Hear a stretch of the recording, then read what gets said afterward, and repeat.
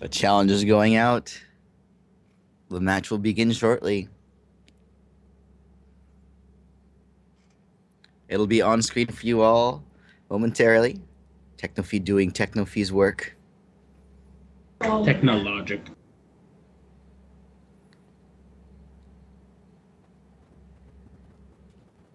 And here's the coin flip. Let the match begin. Steel will win the coin flip and will choose to likely play first. Hovering over, deciding draw first, play first. Ooh, he actually chooses to draw first. Now, if you look at his champion, he is one eye open. I did play against his deck in the Proving Grounds last night. Do you have any insight on what kind of deck this could be? Not that I'll spoil for this right now, although I never did see his champion power used. It was a fairly quick match. I got fairly lucky in game 1. You were there. You were there. You saw that. I may or may not have been paying attention. Anyway, turn 1 Sapphire and an Arcane Focus, sees Side of the Sun and a Wild Shard that opts to put Wild Shard on top of his deck. Now, that knowledge is not available to his opponent. Not on top of his deck, into his hand. I mean, into his hand, yes. Takes a Wild Shard. That means he didn't need the Side of the Sun, perhaps. Maybe he's not ready for it. Maybe he needs that Wild as... It's a couple of unusual champions here. I know we pointed out One Eye Open, but I'm not sure if we mentioned that Eredyn is running Nin. Oh, he is. Let's not forget our opponent in featuring this match. Eredyn, Nin the Shadow, 2 charges, buries the top 2 cards of his opponent's deck, putting the cards into his graveyard. Are we seeing a bury all the cards deck? Blood Sapphire, Venom, Spiders, Control. I wonder if Nin is the best option for that. We'll find out. I believe that is all 3 shard types for Lacos here. We can't really see his thresholds behind the card guard, but he does have that soul marble out, and I believe he's rocking 1 diamond, 1 sapphire, and 1 wild threshold right now. Considering his options with 3 resources open, and wondering what his opponent's going to do. Eredyn holding up 3 charges, not using the charge power yet, and charge power is only being able to be played once per turn. Means he might have a plan for that.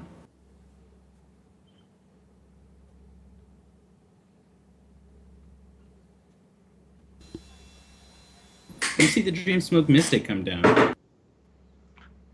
And that'll do some interesting things. It's a 3/3 for 3 with a single Sapphire and Wild Threshold, and it allows Rabbiton to seed the top card of his deck and to bury it, not really bury it, to place it on the bottom of his deck if need be, with a 2 resource ability.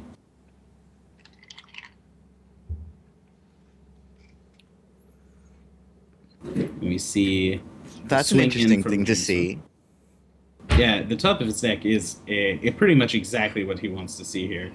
Now, there is some danger here. He has to wonder if his opponent is going to use his charge power at all. We see Fanteo the Broodlord come down. So this is a 1/4 for 3 double blood threshold unique Venom troop who will be able to bury 3 Tarantula eggs, not bury them, to shuffle them into Rabbiton's deck. And when those are hit, when those are either drawn or buried, they will turn into 5/5 Tarantulas, much like the PvE champion Zarlogs. They'll also destroy a troop on the opposing side of the board, which, fortunately for Steel here, means that he will be able to draw the top card of his deck as Eredyn is holding onto his charge power and Angel of Dawn comes into play.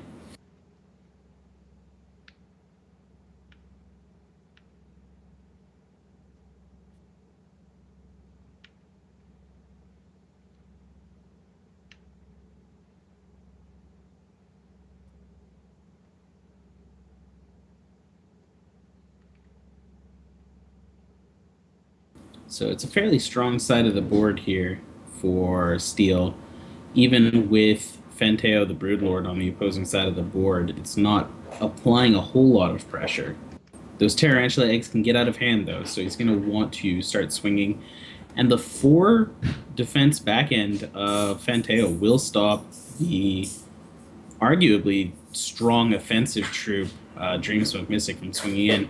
And we see a Zentos Inquisitor hit the board. This is likely socketed with the Brutality Gem that will, and it is, this will reduce the Angel of Dawn's attack by 3, which is, of course, equal to the attack of the Inquisitor itself, which means the Angel of Dawn will have been slowed down a little bit here. But with these resources open, we're going to see Steel continue to chisel away at the Soul Marble.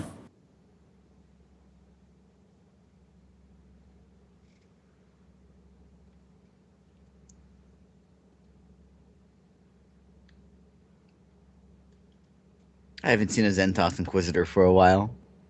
It's a bit of a shot back to set 1.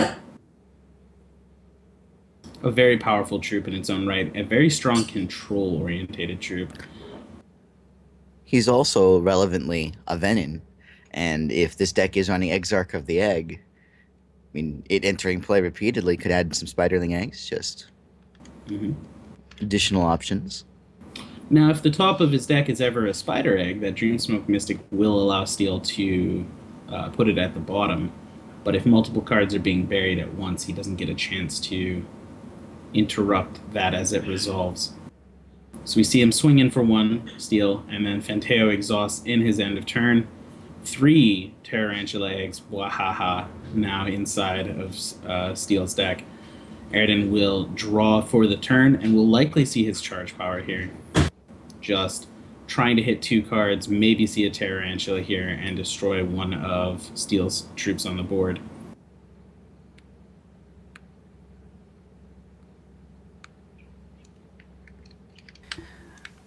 So I think Eredyn is in an interesting position here with his charge power with Dreamsmoke Mystic on the board. Like, when would you activate the charge power? Like, when your opponent doesn't use it, or when your opponent does use his ability to put the top card down at the bottom of the deck? Well, in this case, it's kind of irrelevant because Steel would be using his Dreamsmoke Mystic ability at the end of turn to replace the Soul Marble pumping that he's doing here. So you don't actually have an access to your charge power at quick. It's always a basic action. So there's no real good time to use it if you're trying to play around Dreamsmoke. You just have to use it and see what happens. So we'll see another swing here from Steel. We'll see what happens with the Dreamsmoke Mystic. It's probably not going to go in here, but it's also possible that, and we will see the Soul Marble get counted up and likely turn into the Soul Armaments. This will give all of Steel's troops +2/+2 Steadfast and Spell Shield, making them untargetable by opposing effects, and they won't exhaust when they swing. Now with a 5/5 Dreamsmoke Mystic, safe to swing in, and that Angel is back to doing some relevant damage.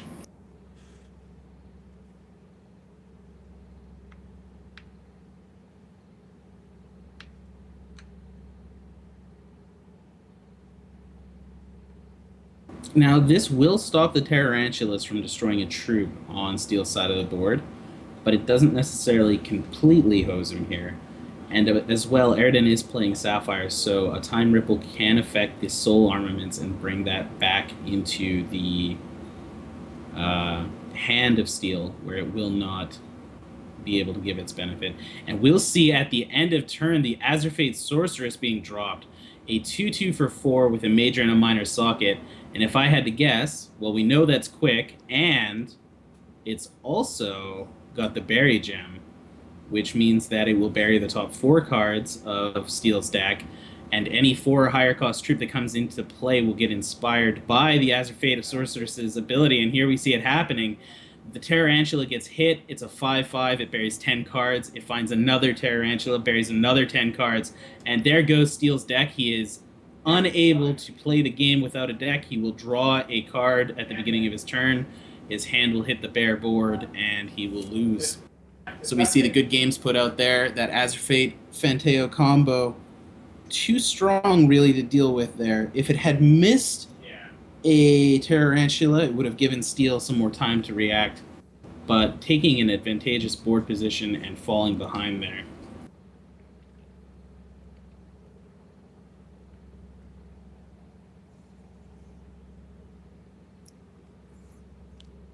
It's a crazy potent combo. You have enough tarantulas in there, as your fate does lots of work. Yeah. I think there was only 6 tarantulas in the whole deck, but if you kind of follow the rule, like because they get if they when they get put into the deck, they're put in there fairly reasonably random. And if you follow like the rule of the deck, right, you've got 50 cards about the time this combo is going off. You've got 6 tarantula eggs in there. You can assume that there are uh, one in every 10 cards or so. Elwin saying 6 tarantulas is luck. I would say 6 tarantulas is perfectly fine. Banisher, if your opponent hasn't shown, you need to report them as a no-show. I mean, really, the question there is getting the first tarantula to begin the 10 cards each mill.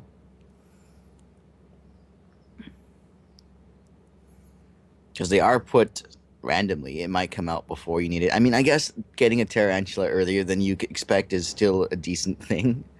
5/5 destroy a troop is still rather good.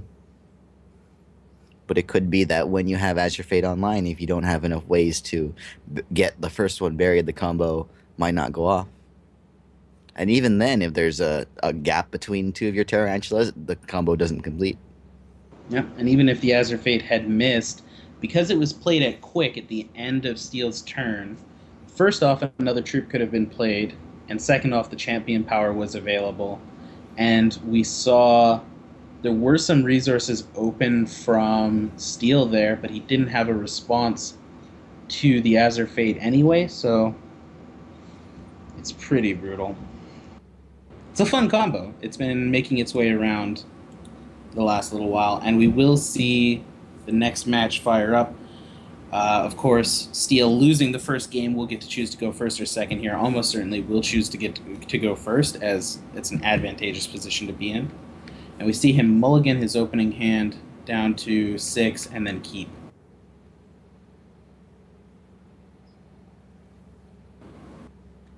Did he choose to go second? Huh.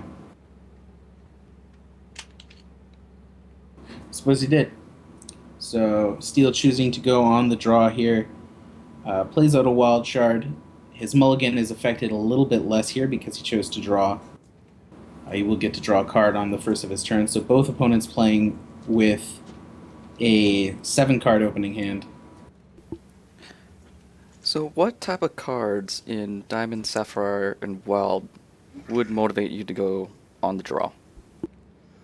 I mean, it's just that slow control with Angels and Marble, I suppose. It could just be a tactical choice. I think He in might- this, I disagree with it now knowing his opponent's deck. A on the play Finteo is very very very good. Yeah, Quite different than on the draw. it's a super dangerous position to be in. I mean, I'm sure he has his reasons for it, but it's, from a casting standpoint, I don't think there's been a time in Hex's history where a deck wants to be on the draw very often. That being said, I'm not the pilot of his deck, so he's probably got reasons for it that I don't know. Now, we do see an interesting combo here. We see Sight of the Sun and Soul Marble on the board.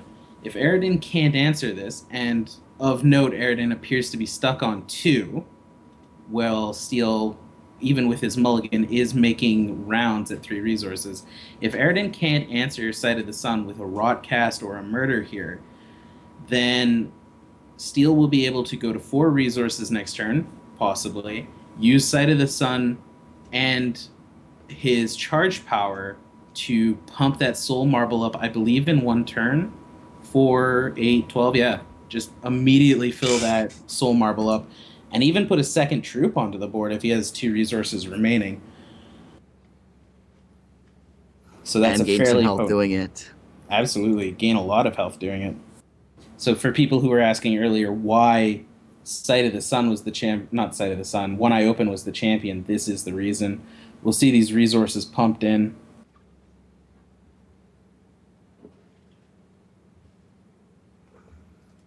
And looks like that is exactly the play.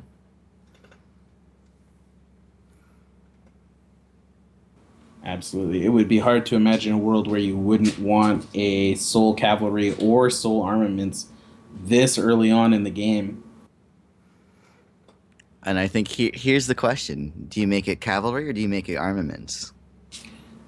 I think playing against a blood opponent, you have to make this armaments because the extinction is just too much of a blowout. And even with Eredyn stuck on 2, that means, in the worst case, you only get 2 swings in, and he's got the second soul marble anyway. The better one, as it is extended art. Yeah. And if he has another resource in his hand, he can actually finish that as well. He can go to 5, put 5 counters on, exhaust Sight of the Sun, and put the final 5 counters on.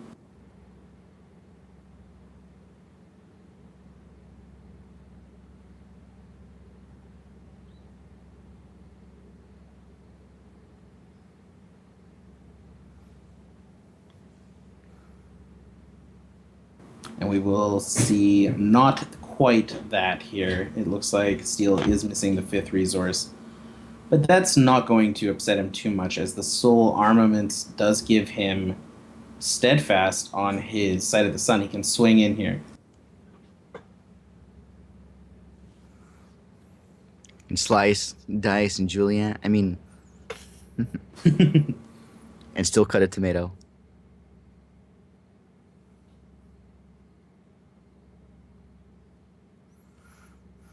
That's the power of Sight of the Sun. At any time, he could get his resources back, like now. Yeah. And, it doesn't double your resources. In very many cases, you're not able to play an 8-drop, for example, here, but he can put 8 counters onto Soul Marble, so it does effectively double his resources here. And we see a Murder discarded from Eredyn's hand here, so not only is he running low on resources, like he's just stuck on 2, he has no option of holding on to these removal cards anymore because the Soul Cavalry and the Soul Armaments are out. We will see the Soul Cavalry swing in here with Sight of the Sun. This is a huge chunk of damage. The only realistic answer for Eredyn here would be to produce a troop on his next turn while going to 3 resources, and then on his next turn afterwards playing a 4th resource and having Extinction. We see him going to 3 and playing the Vampire Princess, which is a solid troop for him in this spot. If he's allowed to block with it, it'll regain him 2 health.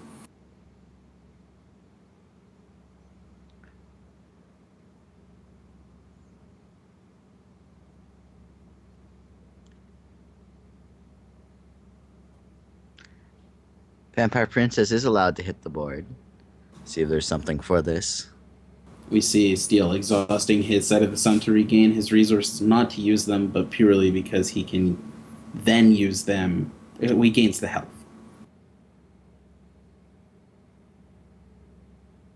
We see an Angel of Dawn being played for 5 resources. So this does mean that the Vampire Princess will have to block the Soul Cavalry here, which we were expecting, but it also means that the Extinction will hit this Angel of Dawn as well as the Soul Cavalry and the Sight of the Sun. So I'm sure there was some argument to holding on to the Angel of Dawn, unless, of course, I believe Steel hit 2 Sapphire threshold there. It's very possible that he can just... It looks like he's out of resources, but he has Sight of the Sun, so he never really is. Looks like Eredyn didn't find a 4th resource anyway and was stuck off of Sapphire the whole time. So we will see him concede the match, and we will be going to Game 3 of this match.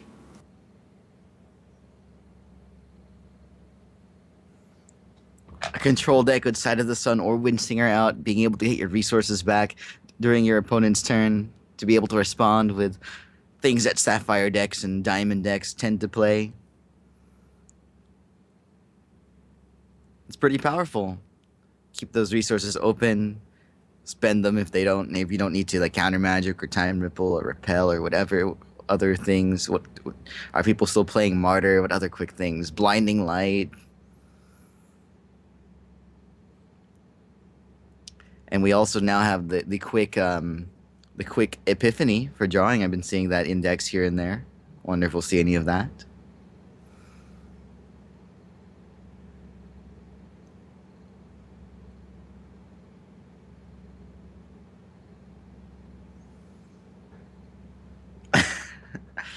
Zolzarg is out, can't deal with Penteo RNG crap.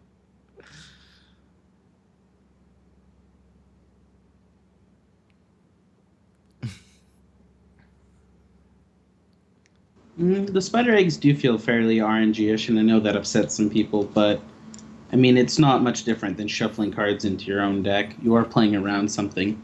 I think I think a lot of the frustration comes from the lack of answerable. Like, there's no cards that say like take X cards out of your deck to do this or that,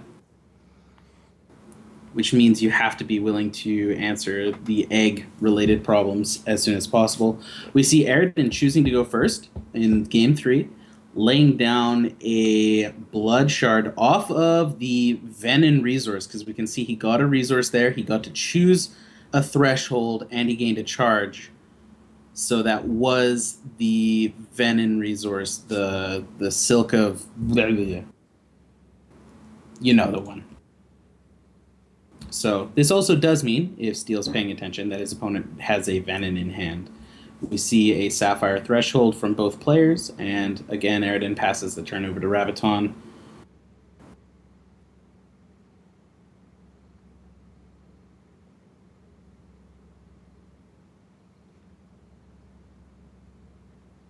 We see that Soul Marble on turn 2 again from Steel. It's 3 games in a row with a turn 2 Soul Marble. Eredyn is likely frustrated at the very least. And let's see what he plays here. He hits Fenteo. So Steel is in as bad of a position as he can imagine being in. It's not the worry of the Fenteo itself. It's not the worry of the Tarantulas. It's the worry of that the combo burying his entire deck in one turn. I mean, the best time to kill a Penteo is right now. That time has passed. And does Rabbiton have deck cards in his deck that can kill a Penteo on board? He likely has cards that can, like, in not Ruby Sapphire, in Sapphire Diamond Wild, he likely has cards that can deal with it if it swings or bounce it. There's things like Solitary Exile. There's, I don't know, Pride's Fall is going to be a thing with still going to be a thing. Martyr can certainly still take care of it. On the wild side, I don't expect to see. You're forgetting the 40%. most important thing in Diamond to deal with this. Meek. Meek indeed.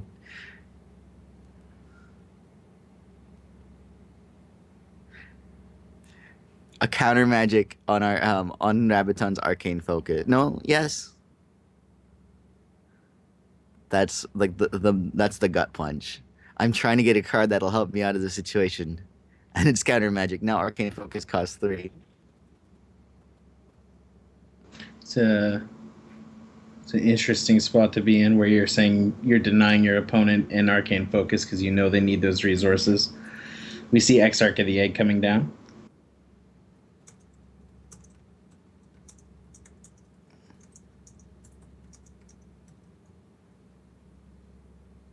Oh, we see Angel of Dawn come onto the board.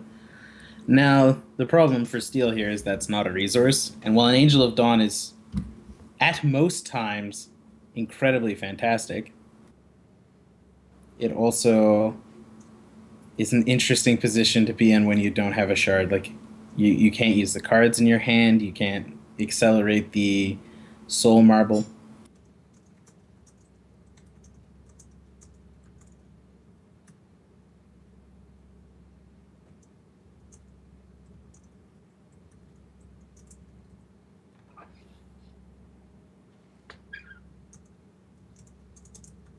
We see that berry power coming out, and it hits a Tarantula, which will deal with the Angel of Dawn. I have to wonder if Eredyn was doing that to try to hit the Angel of Dawn, or just applying pressure for the eventual berry. Can't see Steel's Graveyard to see if he hits some shards.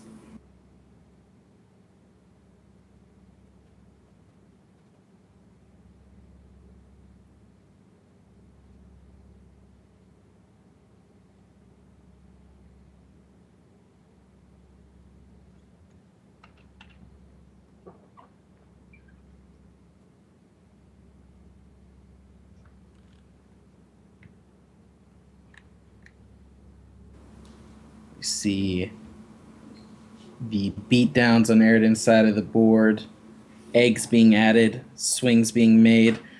The Soul Marble is pumping up, and that will create pressure, but still stuck on 2, Steel's in a fairly dangerous position. Just not able to answer this.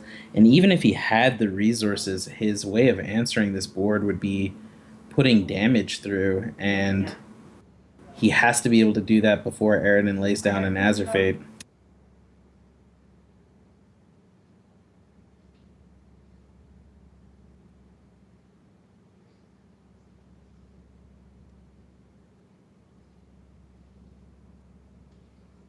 Venom and spiders and venom. We see another berry, hits another Tarantula, Who hits needs another Tarantula.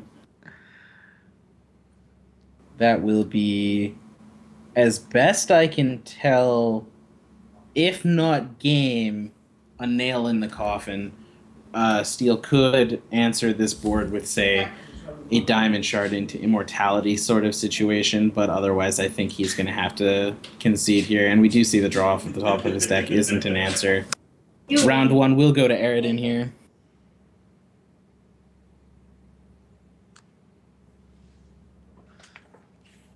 All right. And well, that is just one of probably many, many decks that we're going to see today.